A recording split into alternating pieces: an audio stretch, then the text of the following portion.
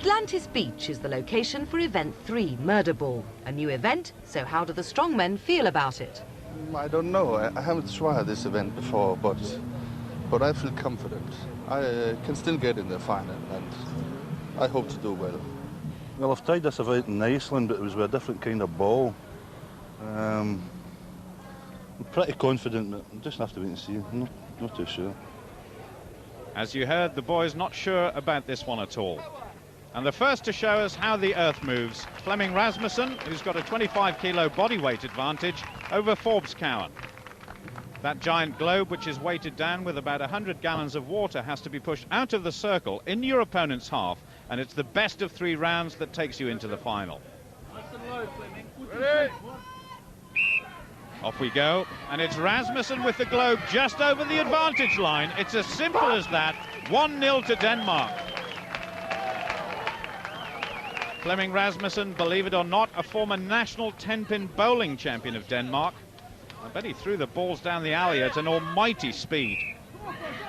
But now Forbes Cowan on the right, looking a little more serious. He must win this one, or it's straight into the playoff for 3rd or 4th place. It's desperate for the Scot. Flemming walks this one out of the circle, and he's gone into the final. A suggestion there of a shoulder injury for Forbes. But this is how Denmark did it. And now Rasmussen will meet either Varalati or Leffler in the final. You think weight is important? Yeah, weight and long arms to control the ball. If you've got long arms, you can feel where the other competitor is going. Marco's a very big man, though. Yeah, but I'm 30 pounds heavier. I'm going to kick him out of the ring. Well, certainly there's no lack of confidence for Flemming. But as he mentioned earlier, long arms are very useful in this event, and nobody has them longer than Marco Varalati, who goes up against Curtis Leffler. I must say, Varalati is looking more and more impressive, and Leffler is on his way out. Varalati's coach Marku there says, well done. Well, if there's going to be a repeat of that speed and aggression, Varalati is going to stroll into the final.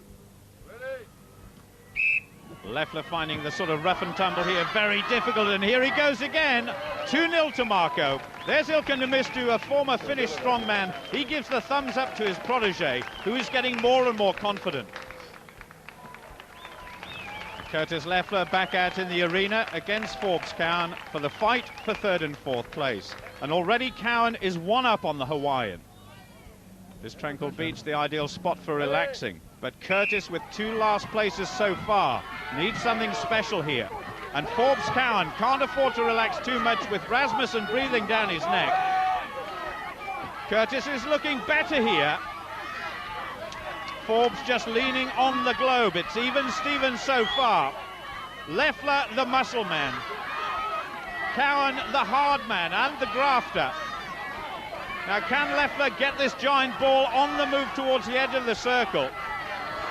It looks as though he can. This is going to be his first success, and both men look absolutely shattered. The crowd now waiting for the decider. And referee Doug Edmonds waiting patiently to preside over this final push to see who will take 3rd place. There was a grueling contest last year in the pole push when Forbes looked totally wrecked afterwards. And this is turning out to be the same sort of situation. Well, Forbes taking the early initiative. It looks as though this one could finish quickly. A win for Forbes Cowan and a precious 2 points, which the Finn knows will be important to the final result. I don't think Curtis Leffler will forget his experiences here in a hurry. He gets another single point. Forbes, did you want to get that over and done with as quickly as possible? I had to get that one finished quick because there's just nothing left. I don't seem to be recovering. Whether it's because I put on too much weight or because of the heat, but I'm really finding it hard. This is a very important bout for Flemming Rasmussen, because if he can win, he closes the gap on Forbes to within 1 point, which means a nail-biting finish to this 4th heat. Varalati is guaranteed 3 points minimum, so the Finn looking a safe bet for the final. But Flemming certainly a new find as far as strength contests are concerned. And Marco continuing where Riku Kyrie left off last year, but look at this. It's Flemming with a rush who wins. It looks as though Rasmussen's greater aggression and body weight put paid to Varilati's will to win here. It was Rasmussen who said he was going to kick his opponent out of the circle. He's done it once. Can he do it again? Both men are very agile and quick on their feet for such big guys. There's over 270 kilos of muscle on display here in a contest which is burning up the calories very quickly. They're training very much based on short bursts most of the time, so any prolonged effort hits them really hard. It's Fleming who wins this one for his first ever win in Strongest Man, and boy did he work hard for it. A head-to-head contest which he delights in winning. Well, Curtis Leffler's struggling, and only third place for Forbes Cowan, who must be disappointed. Fleming Rasmussen needed points, and this time around he's got them. Fleming, you needed to win that event to have a realistic chance of getting through to the final tomorrow, and you did it. Yes, a second place could be all right, but then I have to be real good tomorrow. So this was my event. I feel very good about it. I think I have control all the time of the globe. So.